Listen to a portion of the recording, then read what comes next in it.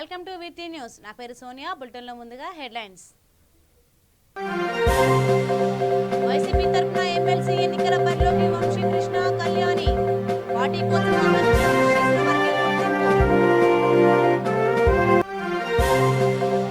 విజయవంతంగా కొనసాగుతున్న HCG ride. Gwalior నుంచి బయలుదేరిన సైక్లిస్టులు.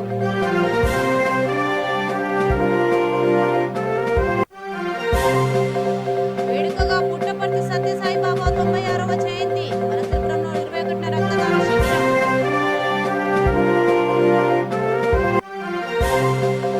ముదిరిన ఇసుక తరలింపు వివాదం. యాదాద్రి భువనగిరి జిల్లాలో ఒకరి ఆత్మహత్యాయత్నం.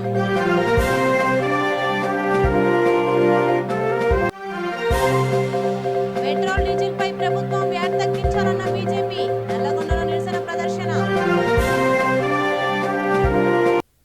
ఇక వివరాల్లోకి వెళ్తే పుట్టపర్తి సత్యసాయిబాబా 96వ జయంతి వేడుకలు ఘనంగా కొనసాగుతున్నాయి. ఇందులో భాగంగా అనేక కార్యక్రమాలు నిర్వహించిన వనస్థలిపురం సమితి ఆధ్వర్యంలో 21వ తేదీన రక్తదాన శిబిరం జరగనుంది. ఉదయం 9 గంటలకు ఈ శిబిరం ప్రారంభమవుతుంది. ఈ విషయాన్ని నిర్వాహకులు వెల్లడించారు. రక్తదానం ప్రాణదానంతో సమానమన్నారు.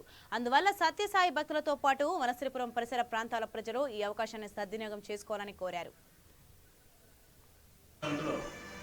ఆదివారం ఉదయం 9 గంటలకు రక్తదాన శిబిరం జరుగుతుంది. వనస్థలిపురం పరిసర ప్రాంతాల ప్రజలతో పాటు సత్యసాయి భక్తులు రక్తదానం చేయండి. రక్తదానం ప్రాణదానంతో సమానం. సాయిరామ్.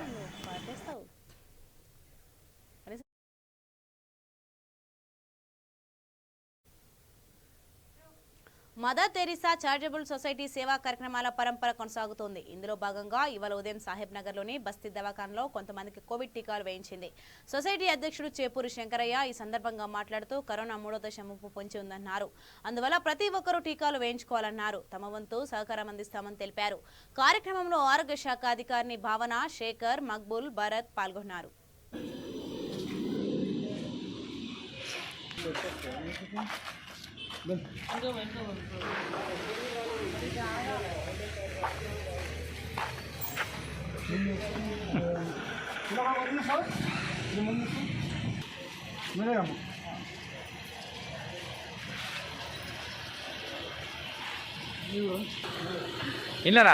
మరి ఈరోజు ఉదయం బిఎన్ రెడ్డి డివిజన్ బస్తీ దవాఖానలో ఉన్నాము. మన హెల్త్ డిపార్ట్మెంట్ భావన మేడం గారు, మళ్ళీ మన శేఖర్ సార్ గారు మరి మాకు ఉచితంగా గవర్నమెంట్ టీకా మాకు సహకారం చేశారు. మరి మా మదర్ చారిటబుల్ సొసైటీ ఫోన్ చేస్తే మేము ఉచితంగా క్యాబ్ అమ్మగారిలో ప్రజెంట్ ఇప్పుడు క్యాబ్లో తీసుకొచ్చాం. మళ్ళీ ఉచితంగా డిఎఫ్ సంస్థ మాకున్నది కాబట్టి ఉచితంగా క్యాబ్ ఫెసిలిటీ మాకున్నది. తెలంగాణ గవర్నమెంట్ హెల్త్ డిపార్ట్మెంట్ వారు ప్రతి ఒక్కరికి బస్తీ దవాఖానలో కానీ, కమిటీ హాల్లో కానీ, లేదా గ్రామాల్లో, మండలాల్లో, జిల్లాల్లో, రాష్ట్రాల్లో ఉచితంగా కరోనా టీకా ఇస్తారు. ఎటువంటి పైసలు తీసుకోకుండా టాబ్లెట్స్ కూడా ఇస్తారు. దయచేసి అందరూ తీసుకోవాలి. మేము ప్రజెంట్ సాహెబ్ నగర్ కమిటీ మన బస్తీ దవాఖాన దగ్గర ఉన్నాం. మన మేడం కానీ సార్ గారు మంచిగా సహకరించి మాకు రాగానే కరోనా కోవిషీల్డ్ మేము ఒక 14 మంది పీపుల్స్ మేము తీసుకొచ్చాము. వాళ్ళందరికీ టీకా మాకు ఇచ్చారు, టాబ్లెట్ ఇచ్చారు. వాళ్ళ హెల్త్ డిపార్ట్మెంట్ ప్రత్యేకమైన ధన్యవాదాలు. మదర్ తెరీసా చారిటబుల్ సొసైటీ నిత్యము రోజుకు 20 మంది, 30 మంది, 50 మంది మేము రెగ్యులర్గా వ్యాక్సిన్ తీసుకోవాలని కోరుతున్నాము. ఈ యొక్క కరోనా మహమ్మారి కనపడదని తరిమిపోవడానికి ఖచ్చితంగా మనం అందరికీ టీకా వ్యాక్సిన్ ఇచ్చించుకోవాలని మన ఫ్రెండ్స్కు, మన రిలేటివ్కు, మన బంధువులకు, మన చుట్టాలకు ఏదైనా పెళ్ళైనా కార్యమైనా ఎలా మనం చెప్తామో ఇది కూడా దానిలాగానే అనుకొని ప్రతి ఒక్కరికి తెలియని వాళ్ళకి తెలియజేసి చెప్పి ఈ కరోనా టీకా వల్ల సంపూర్ణమైన ఆరోగ్యంగా ఉంటుంది కాబట్టి డాక్టర్లు చెప్పిన సూచన వరకు పాలిచ్చే తల్లులు కూడా వ్యాక్సిన్ తీసుకోవచ్చు. ప్రజెంట్ బస్తీ దవాఖాన సాహెబ్ నగర్ దగ్గర ఉన్నాం. ఇంచుమించు ఒక 70 నుంచి 80 ఏళ్ళ దాకా ఉంటుంది. అమ్మ మీరు మొదటిసారి మీ దగ్గరికి వచ్చి కదా, క్యాబ్లో వచ్చారు కదా, మీ వ్యాక్సిన్ ఎలా వేశారు గవర్నమెంట్ డిపార్ట్మెంట్ వాళ్ళు? బాగానే ఏమైనా ఇబ్బంది పెట్టారా? చెప్పండి, మాట్లాడండి. ఏమి ఇబ్బంది లేదు సార్, బాగా వేశారు. కార్లో తీసుకెళ్తున్నారు. ఇప్పుడు మాకు అన్ని సౌకర్యాలు ఉన్నాయి. ఇక్కడ మీరు చూడొచ్చు ప్రజలు స్పందన కానీ, గవర్నమెంట్ అధికారులు స్పందన కానీ చాలా మంచిగా ఉంది. దయచేసి ప్రతి ఒక్కరి ఒక వ్యాక్సిన్ వినియోగించుకోవాలని కోరుకుంటూ హైదరాబాద్ సైక్లింగ్ గ్రూప్ తలపెట్టిన కాశ్మీర్ టు కన్యాకుమారి రైడ్ దిగ్విజయంగా కొనసాగుతోంది. మధ్యప్రదేశ్లోని గ్వాలియర్ చేరుకున్న హెచ్సిజి సభ్యులను గ్వాలియర్ తెలుగు సంఘం ఆతిథ్యం ఇచ్చింది. శుక్రవారం రాత్రి అక్కడే విశ్రమించిన ఈ బృందం శనివారం ఉదయం తన యాత్రను తిరిగి ప్రారంభించింది. ఈ సందర్భంగా రైడర్లు మాట్లాడుతూ గ్వాలియర్ తెలుగు సంఘానికి కృతజ్ఞత తెలియజేశారు. మొదటి రోజు నుంచి తమ యాత్ర ఉత్సాహవంతంగా ముందుకు సాగుతోందని, ఇదే విధంగా ఈ యాత్రను పూర్తి చేస్తామంటూ ధీమా వ్యక్తం చేశారు.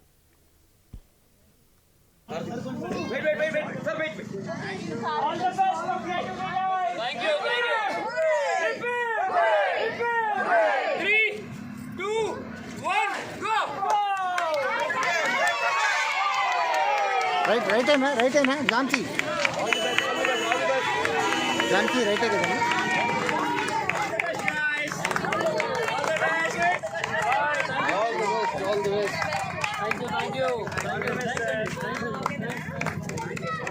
థ్యాంక్ యూ ఆల్ అండి. Thank you very much. Thank you all. మీరు అప్పుడే చెప్తాను. ఓకే, మేమందరము K2K రైడర్స్ మనస్ఫూర్తిగా మీరు ఇచ్చిన ఈ ప్రేమ కానివ్వండి, ఈ హాస్పిటాలిటీని మేము ఎన్నడూ మర్చిపోము. మేము కన్యాకుమారి రీచ్ అయిన తర్వాత వెంటనే ప్రసాద్ గారు మీకు కాల్ చేసి చెప్తారు. ఆ ఆశీర్వాదం తీసుకుంటున్నాము. తప్పకుండా మేము కంప్లీట్ చేస్తాము. అది చేసి మీకు ఇన్ఫర్మేషన్ ఇస్తాము. అండ్ చాలా ప్రతి ఒక్కరికి పేరున ధన్యవాదాలు. అండ్ స్పెషలీ మా హెచ్ఈజిఎన్ శివారెడ్డి గారికి, మళ్ళీ దాని తర్వాత పంతులు గారికి, మళ్ళీ దాని తర్వాత ఆనంద్ గారికి, మళ్ళీ దాని తర్వాత శ్రీవత్సవ గారికి, మళ్ళీ దాని తర్వాత సుబ్రహ్మణ్యం గారికి, అందరికీ దాంతోపాటు అందరూ వచ్చినందుకు చాలా సంతోషము. అండ్ ఇట్లాగా సపోజ్ ఇంకోరు ఎవరైనా K2K చేసినా కూడా మేము ఇన్ఫర్మేషన్ ఇస్తాం. మళ్ళీ కూడా నెక్స్ట్ ఇయర్ కూడా రాబోతుంది టీం.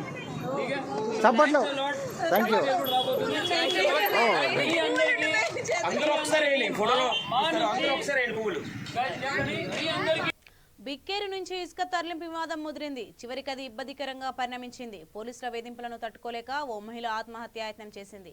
ఈ ఘటన యాదాద్రి భువనగిరి జిల్లా అడ్డగూడూరు మండలం చిర్లగూడలో చోటు చేసుకుంది. ఇసుక తరలింపును అడ్డుకుంటున్నట్లు తెలియడంతో రంగంలోకి దిగిన పోలీసులు కొంతమందిని అదుపులోకి తీసుకున్నారు. వీరిలో ఒకరైన కల్లెట్లపల్లి సావిత్రమ్మకు మూర్ఛ రావడంతో మోత్కూరు ప్రాథమిక ఆరోగ్య కేంద్రానికి తరలించారు. ఇసుక తరలింపుపై తీవ్ర ఆగ్రహం వ్యక్తం చేస్తూ రాములమ్మ అనే మరో మహిళ పురుగుల మందు తాగి ఆత్మహత్యాయత్నం చేసింది. చికిత్స కోసం మోత్కూరులోని ప్రాథమిక ఆరోగ్య కేంద్రానికి తరలించారు.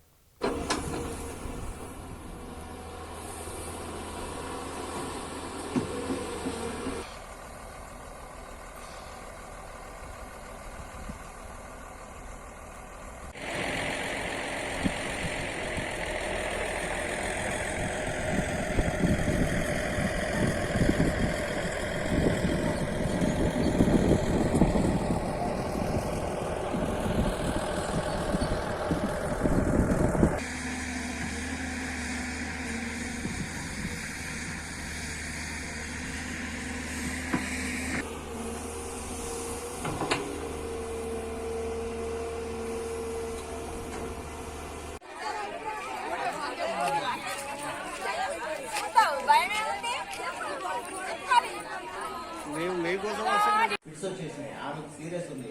గవర్నమెంట్ హాస్పిటల్లో చేశారు. ఆమె బీపీ కనీసం 200 దాటింది. సీరియస్ ఉందని డాక్టర్ అంబులెన్స్ లేకనే కదా అమెరికా చేసింది. దగ్గర రాష్ట్ర ప్రభుత్వం వెంటనే పెట్రోల్ డీజిల్ పై వ్యాట్ తగ్గించాలని బీజేపీ డిమాండ్ చేసింది. ఈ మేరకు నల్లగొండలోని బీజేపీ కార్యాలయంలో నిరసన ప్రదర్శన నిర్వహించింది. కార్యక్రమంలో బీజేపీ రాష్ట్ర నేతలు, జిల్లా అధ్యక్షుడు, మహిళా మోర్చా నాయకురాలు, బీజేవైఎం నేతలు పాల్గొన్నారు.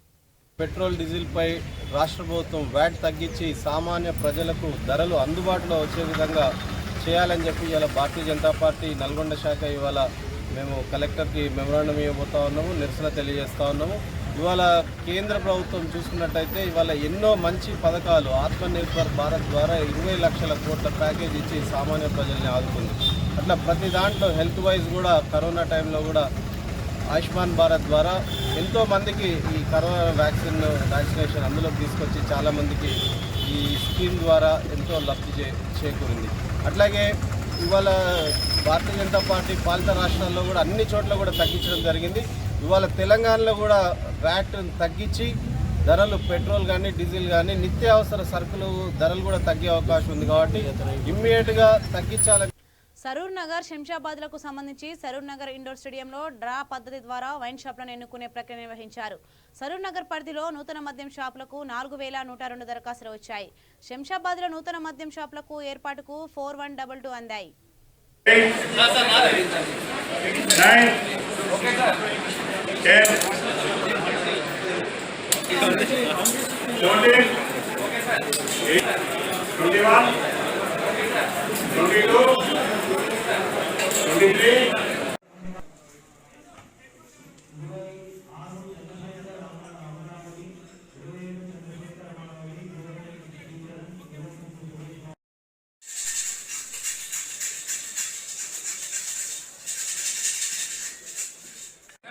8, 9,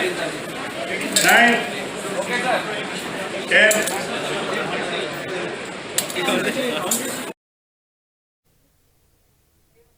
కొత్తగూడెంలోని కమ్మవారి కళ్యాణ మండపంలో మద్యం దుకాణాల డ్రా ప్రక్రియ నిర్వహించారు. జిల్లాలోని 88 మద్యం దుకాణాలకు లాటరీ ద్వారా కేటాయింపులు చేశారు. ఈ కార్యక్రమానికి ప్రత్యేక అధికారిగా రాష్ట్ర పంచాయతీరాజ్ కమిషనర్ శరత్ హాజరై డ్రా కార్యక్రమాన్ని ప్రారంభించారు. ముందుగా పాసులు పొందిన వారిని మాత్రమే లోనికి అనుమతించారు. ఇందుకు జిల్లా యంత్రాంగం అత్యంత పకడ్బందీ ఏర్పాట్లు చేసింది. దుకాణం కోసం దరఖాస్తు చేసుకున్న వారి సంఖ్యను బట్టి టోకెన్లు వేశారు. దరఖాస్తుదారులకు టోకెన్లు చూపిన అనంతరం అధికారులు డ్రా తీశారు. డ్రాలో వచ్చిన నెంబరుకు సంబంధించిన వ్యక్తి పేరు ప్రకటించారు. కార్యక్రమంలో జిల్లా అదనపు కలెక్టర్ కర్నాటి వెంకటేశ్వర్లు, ఆర్జీఓ స్వర్ణలత, జిల్లా excise superintendent Narasimhareddy, excise police అధికారులు పాల్గొన్నారు.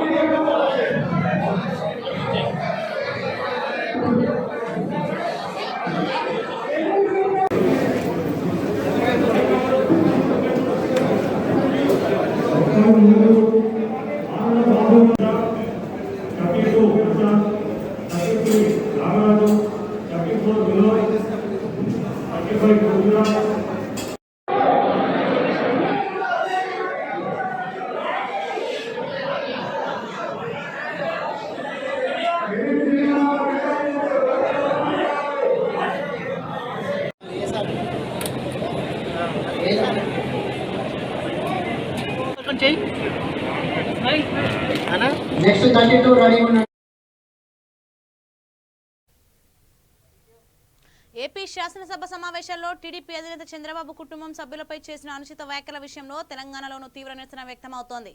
దీనిపై తెలుగుదేశం పార్టీ శ్రేణులు తీవ్ర ఆగ్రహం వ్యక్తం చేశాయి. కూకట్పల్లి జేఎన్టీయూ కూడలిలోని ఎన్టీఆర్ విగ్రహం వద్ద టీడీపీ ఆధ్వర్యంలో నిరసన ప్రదర్శన నిర్వహించారు. భవిష్యత్తులోనూ ఇలాగే వ్యవహరిస్తే తీవ్ర పరిణామాలను ఎదుర్కోక తప్పదని హెచ్చరించారు.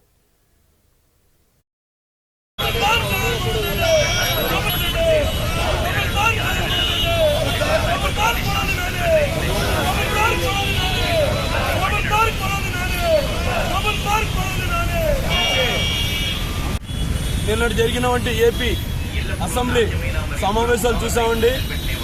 కొన్ని కుక్కలు, పనికి మాలిన కుక్కలు, గాడిదలు, 420 గాళ్ళు నిన్న మా నందమూరి నారావారి జోలికి వచ్చారు. కొడకల్లారా, మీ బతుకులేందో చూసుకోండి. మీరేందో జనాలకు తెలుసురా. కానీ వాడు అమ్మంటి రాంబాబు గారు మాట్లాడతాడు, కొడగా నిన్ను కోస్తే సత్యనపల్లి మొత్తాన్ని సరిపోతావు నువ్వు. కానీ ఇవాళ నువ్వు మా నారా చంద్రబాబు నాయుడు గారు వాళ్ళ సతీమణి ఎక్కడ బయటికి రారు, పాపము ఆమెను ప్రస్తావనైతే నువ్వు మాట్లాడుతున్నావు. కనీసం కరోనా టైంలో ఆమె చేసిన సేవలు ఒకసారి గుర్తు తెచ్చుకోరా గాడిదని అడుగుతున్నాను నేను. నువ్వు చేసే రాసలీలలో ఆడవాళ్ళు చీ కొడుతున్నారు. కొడకాయన నీకు సిగ్గు రావట్లే. తెలుగుదేశం పార్టీ జాతీయ అధ్యక్షులు శ్రీ నారా చంద్రబాబు నాయుడు గారికి నిన్న జరిగిన అవమానం అనేది చాలా బాధాకరమైంది. ముఖ్యంగా ఈరోజు ఈ పరిస్థితి రావడానికి కూడా ఒక్కోసారి అనిపిస్తూ ఉంటుంది ఆయనే కారణం అని. ఎందుకంటే ఆయన ఒక ముఖ్యమంత్రి కింద మళ్ళీ సీఎం అయితే అసెంబ్లీకి అడుగు పెడతాన్న వ్యక్తి ఆయన సీఎం అయ్యి అడుగు పెట్టడం కాదు, గ్యారెంటీగా ఆయన అడుగు పెడతాడు. అదే రకంగా ఒక పరిటాల శ్రీరాము, ఒక చింతనేని ప్రభాకర్ లాంటి వ్యక్తులకు ఒక హోంశాఖ ఇస్తే అన్న జరిగినప్పుడే కనుక ఇచ్చుంటే ఈ నూనె ఇట్లాంటి బహువులు వాళ్ళు మాటం కూడా సరిపడేవాళ్ళు కాదు. ముఖ్యంగా ఆయన శాసన మండలి అభ్యర్థులుగా సీఎం జగన్ ఎంపిక చేసిన వంశీకృష్ణ యాదవ్, వరదు కళ్యాణి నామినేషన్లు దాఖలు చేశారు. బీసీలకు ప్రాధాన్యత పార్టీ కోసం అహర్నిశలు కృషి చేసిన వారికి తగిన గుర్తింపు ఉంటుందని ఈ ఎంపికతో తేలింది. విశాఖ ఆర్కే బీచ్ వద్ద ఉన్న వైఎస్ఆర్ విగ్రహానికి నివాళులర్పించిన అనంతరం ఆ పార్టీ ప్రధాన కార్యదర్శి ఎంపీ విజయసాయిరెడ్డి, మంత్రి అవంతి శ్రీనివాసరావు సమక్షంలో జిల్లా కలెక్టర్ కార్యాలయంలో 2 అభ్యర్థులు వారి నామినేషన్లు దాఖలు చేశారు.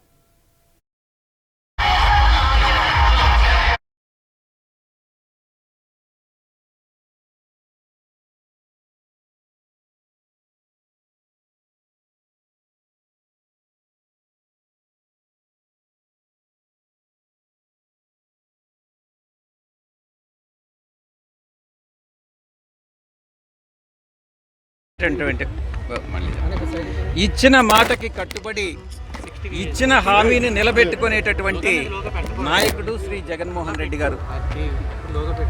పార్టీకి కష్టపడి అంకిత భావంతో పనిచేసేటటువంటి ప్రతి కార్యకర్త ప్రయోజనాలను కాపాడాలనుకునేటటువంటి నాయకుడు శ్రీ జగన్మోహన్ రెడ్డి గారు.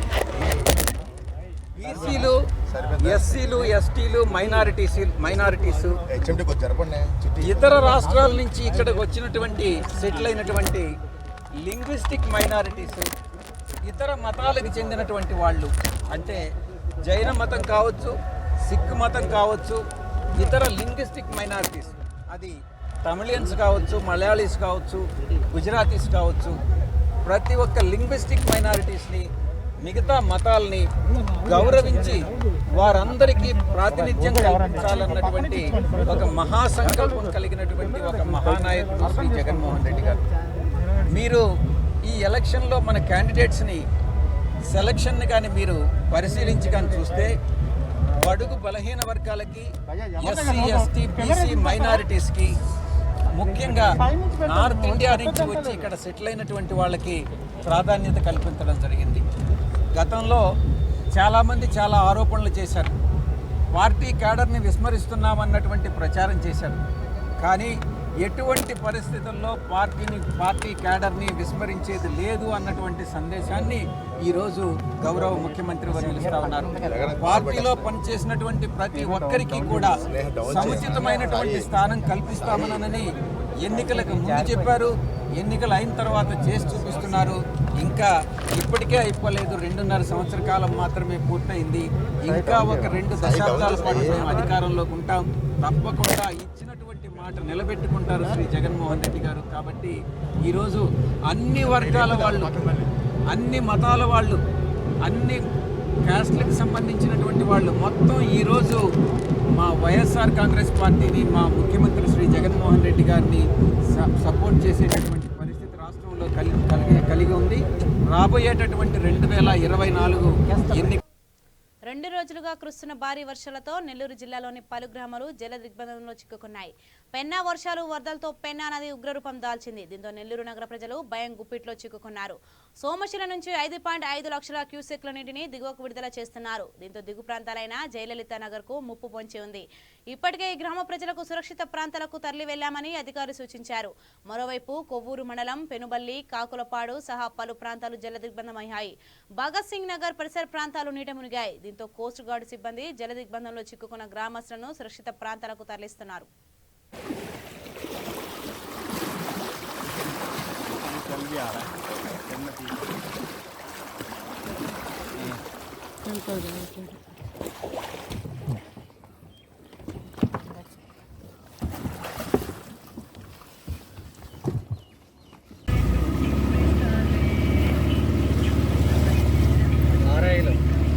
क्या करेगा FGI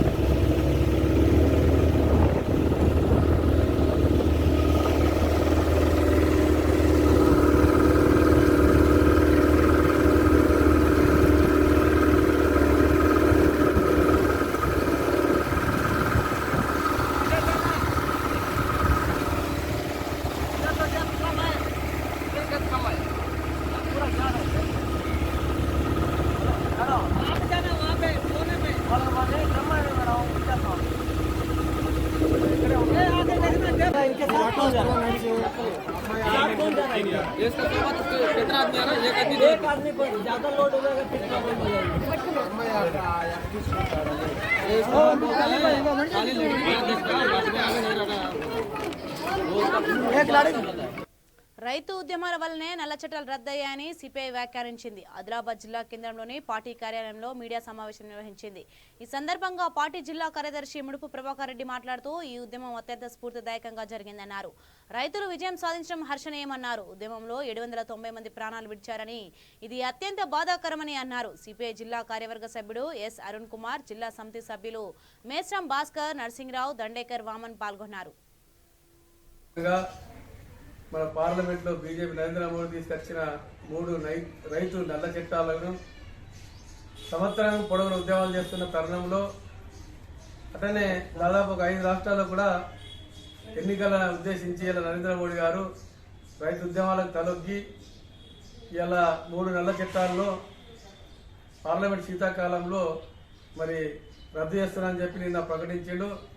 దానికి మేము ధన్యవాదాలు తెలియజేస్తా ఉన్నాం. రైతులకు తలొగ్గినాం, కానీ దేశ ప్రజలకు క్షమాపణ చెప్తూ కాదు, నీ చెంప నువ్వే కొట్టుకున్నట్టు ఇలా చెంప చెడులమనే విధంగా ఇలా నరేంద్ర మోడీ గారు ప్రధానమంత్రిని కూడా ఈ విధమైన తప్పు చేసినాం, ఇంకా భవిష్యత్తులో చేయొద్దని చెప్పి విజ్ఞప్తి చేస్తూ ఉన్నాం.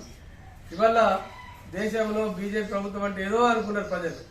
రైతులకు అర్థమైంది నరేంద్ర మోడీ అంటే నరరూప రాక్షసుడు, ప్రజలకు అన్యాయం చేసే బీజేపీ అని చెప్పేసి నిన్ననే నరేంద్ర మోడీ గారి నోటనే ఇన్నిరోజులు బీజేపీ వేస్తే నల్ల చట్టాలు కావాలి రైతులకు లాభదాయకమని ఆ జయప్రకాష్ నారాయణ కూడా ఇక్కడ కూడా ఐఏఎస్ అట్లా ఏదో పెద్ద మేధావులు మాట్లాడారు. ఇప్పుడు ఎక్కడ వెళ్ళి నరేంద్ర మోడీ తప్పైంది అన్నప్పుడు మీరెక్కడ మీ తల ఎక్కడ పెట్టుకుంటారో చెప్పాలని చెప్పేసి ఆనాడు మాట్లాడిన బీజేపీ కానీ ఆర్ఎస్ఎస్ కానీ వాళ్ళని ప్రశ్నిస్తా ఉన్నారు.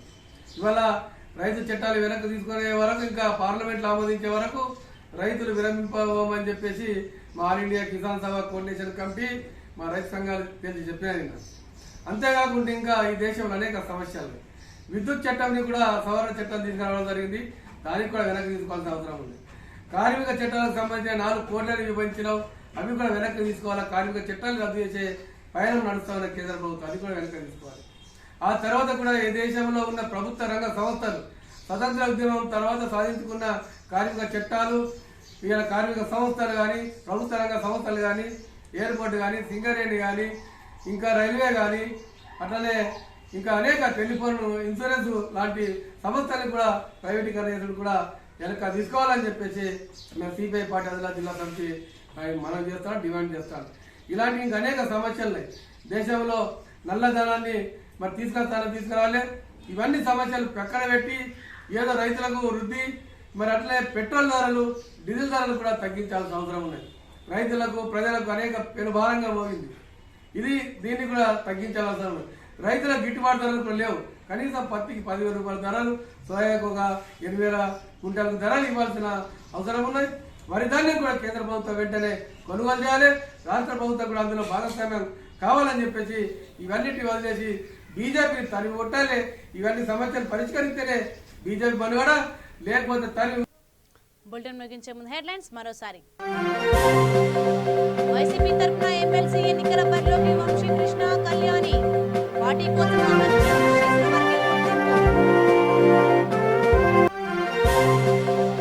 విజయవంతంగా కొనసాగుతున్న హెచ్సిజి రైడ్, గ్వాలియర్ నుంచి బయలుదేరిన సైక్లిస్టులు.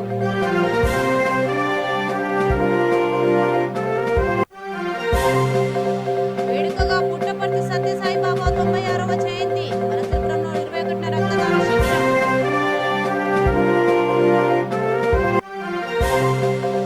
ముదిరిన ఇసుక తరలింపు వివాదం, యాదాద్రి భువనగిరి జిల్లాలో ఒకరి ఆత్మహత్యాయత్నం.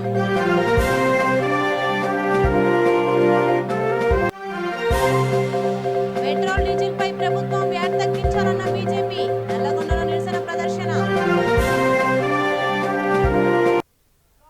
సో ఇవి ఇప్పటివరకు ఉన్న updates. For more updates keep watching Mitri news. లక్ష్యం సమాజ హితం.